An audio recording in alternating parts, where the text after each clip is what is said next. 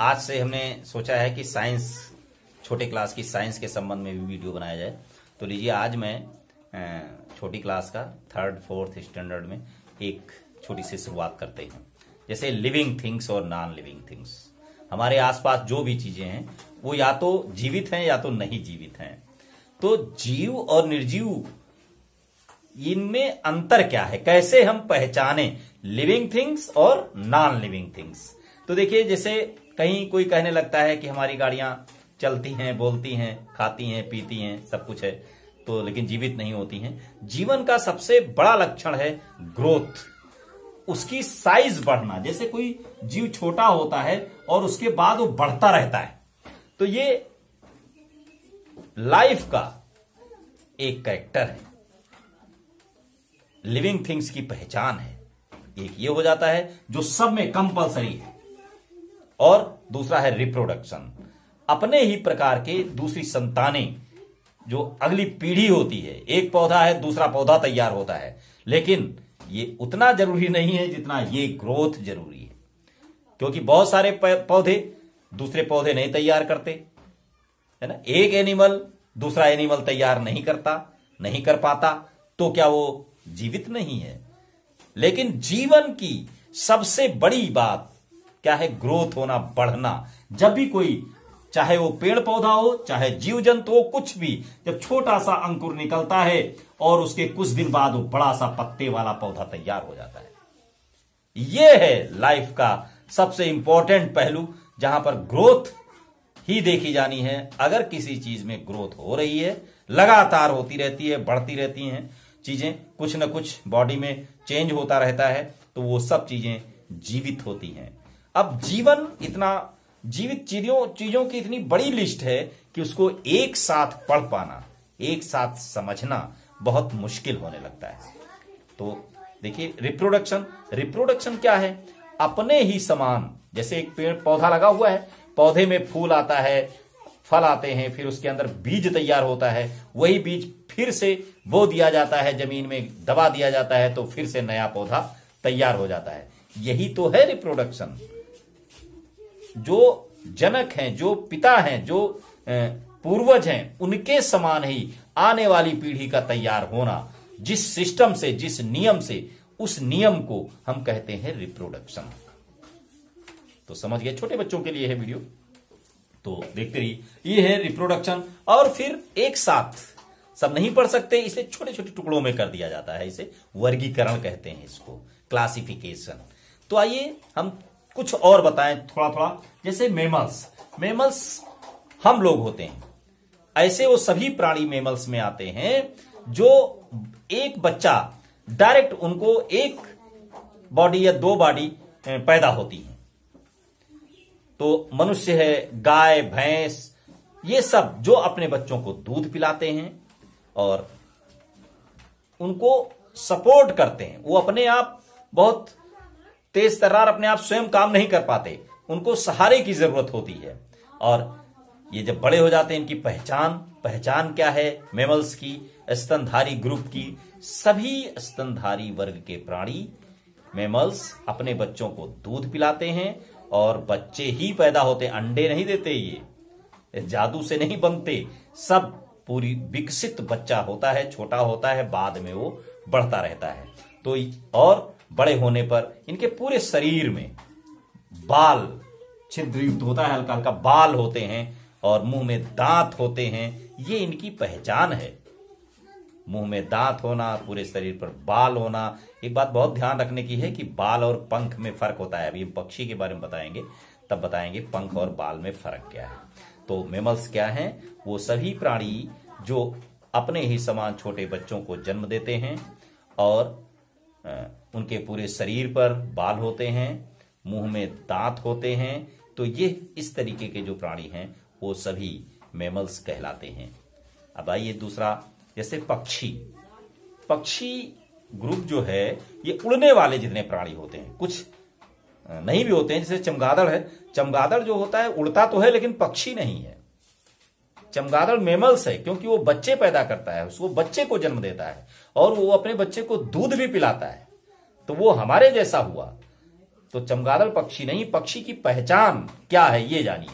पक्षी का शरीर हल्का होता है, लेकिन ये कोई पहचान तो है नहीं भारी और हल्का। पंखों से ढका रहता है। तो पंख और बाल के बारे में जान लीजिए। बाल क्या होता है, एक निकलता है और एक ही रहता है, जबकि पंख जब एक निकलता है तो उसमें थोड़े छोटे छोटे इस तरीके के पार्ट होते हैं, छोटे छोटे हिस्से रहते हैं, तो ये पंख होता है। पंख, पक्षी का शरीर जो होता है पंखों से ढका रहता है, बालों से नहीं। देखने में ऐसा लगता है कि उसके शरीर पर बाल ही बाल होते हैं, बाल नहीं होते हैं। वो बाल जो है गाय, भैंस, हम, घोड़ा, हाथी, ऊंट, इनके, कुत्ता, बिल्ली, बकरी, इनके शरीर पर देखिए जो होते हैं वो बाल होते हैं। एक बाल निकलता है, एक ही बाल रहता है। लेकिन पक्षियों में ऐसा नहीं होता है। पक्षी में पंख होते हैं, वो उड़ते हैं, उनकी हड्डियां खोखली होती हैं। और सभी पक्षी अंडे देते हैं, बच्चे नहीं देते। अंडे देते हैं, फिर कुछ दिन बाद अंडों से बच्चे निकलते हैं। चोंच होती है, ये चोंच होती है इनके, और ये उसी चोंच से ही खाना खाते हैं, पकड़ते हैं। इनके मुंह में दांत नहीं होते, जबकि मैमल्स में दांत होते हैं। पक्षी के मुंह में दांत नहीं होते हैं। ये पहचान है पक्षी की। तो पहचानिए, देखिए कहीं भी कोई पक्षी है, उड़ता है लेकिन वो पक्षी नहीं, बच्चे को जन्म देता है लेकिन मैमल नहीं। इस तरीके के अपवाद मिलेंगे, उनकी लिस्ट हम बनवाएंगे। लेकिन आगे देखिए, फिश, मछलियों की क्या पहचान है। जो फिशेज हैं, मछलियां हैं, उनकी पहचान क्या है। उनकी पहचान, वो सारा शरीर उनका सल्क से ढका रहता है, पानी में रहते हैं और गिल्स से सांस लेते। पानी में जो घुली ऑक्सीजन होती है उसे वो घसीटते हैं और निकालते हैं, वहीं से ऑक्सीजन वो लेते हैं। बिना पानी के वो जी नहीं सकती। अंडे देती हैं मछलियां, सारा शरीर सिल्क से ढका रहता है। तो ये मछली है। एक और ग्रुप है, एम्फीबिया ग्रुप, उभयचर प्राणी। उभयचर का मतलब होता है जल और थल दोनों में रहने वाले। मेढक बहुत इंपॉर्टेंट होता है, एम्फीबिया ग्रुप होता है। उसमें उसका शरीर चिकना होता है और उनकी जीभ, मेढक के बारे में, ये जल और थल दोनों में रह लेते हैं, अंडे देते हैं, लेकिन इनमें एक निषेचन की क्रिया शरीर से बाहर होती है। और इनकी जीभ, मेढक के बारे में बहुत एक बढ़िया बात है। जैसे ये मेढक है, मेढक का मुंह है मान लीजिए, तो यहां पर इसकी जीभ, जैसे हम लोगों की जीभ आगे यहां पीछे जुड़ी रहती है, आगे से हम निकालते हैं, बैठाते हैं। लेकिन मेढक में क्या होता है, यहां जुड़ी रहती है, ऐसे रखे रहे तो इसकी फटी फटी जीभ होती है ऐसे। और जैसे कीड़ा देखा तो ये जीभ यहां पर आती है और ऐसे पकड़ लेती है इस कीड़े को और उठा करके इस कीड़े को ले जा करके फिर अंदर रख लेती है। मतलब आगे जुड़ी रहती है और पीछे खुली रहती है। हम लोगों की क्या होती है, पीछे जुड़ी है, थोड़ा बहुत निकाल सकते हैं, आगे खुली रहती है। ये अंतर है।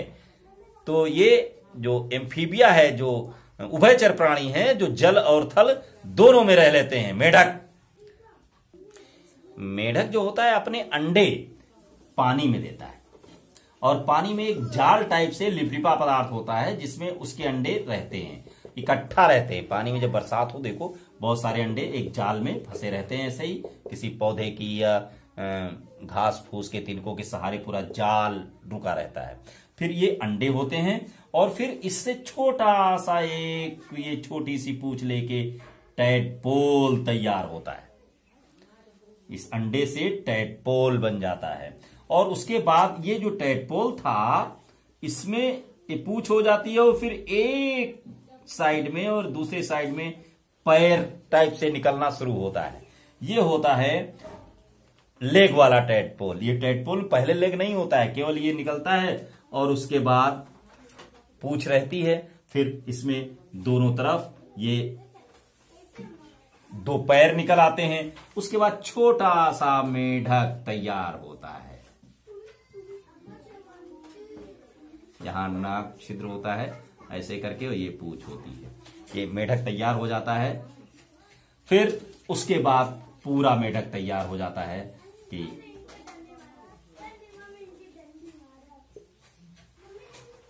और धीरे से इसकी पूंछ गायब हो जाती है।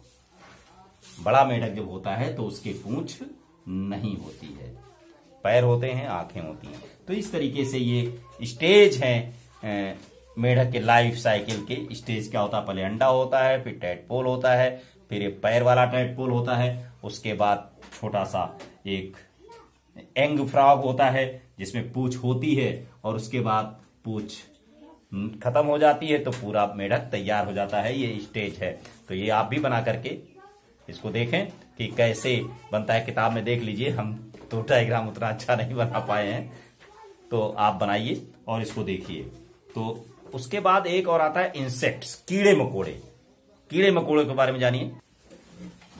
ये जो इंसेक्ट्स होते हैं, कीड़े मकोड़े जो होते हैं, ये बहुत सारी टांगे होती हैं इनमें, है ना, जैसे काकरोच है, ग्रेसहापर्स है। इसको ये जो मेढक होता है इन्हीं को पकड़ के खाता है, और ये अंडे देते हैं, कहीं भी नम जगहों पर अंडे देते हैं, फिर उसी से छोटे छोटे ये सब निकलते हैं। तो ये कई टांगे होती हैं। जैसे मक्खी है घर की, उसको देखो ध्यान से तो उसकी टांगे गिनो। कहीं देखिए छोटा कीड़ा मकोड़ा कोई, मकड़ी है और ये तितली है, तो देखिए इनकी कितनी टांगे होती हैं। और एक ग्रुप और होता है रेप्टाइल्स, रेप्टिलिया, जिसमें उसका शरीर पूरा ढका रहता है, और विषैले पदार्थ भी होते हैं, जीव होते हैं। जैसे मोलस्का एक ग्रुप होता है, मोलस्क, ये सब बाद में बताया जाएगा, बड़े हो जाओगे। जैसे घोंघा है, शंख है, इनका शरीर बहुत हार्ड कवर से ढका रहता है। इसके बारे में हम अगले वीडियो में बताएंगे। अभी हम शुरुआत कर रहे हैं, इसको सब्सक्राइब कीजिए और देखिए, कुछ शायद समझ में आए, और कमेंट कीजिए कैसा लग रहा है, जिससे मेरी इच्छा करे कि मैं रोज इस तरीके से छोटी छोटी बातें बताऊं। धन्यवाद।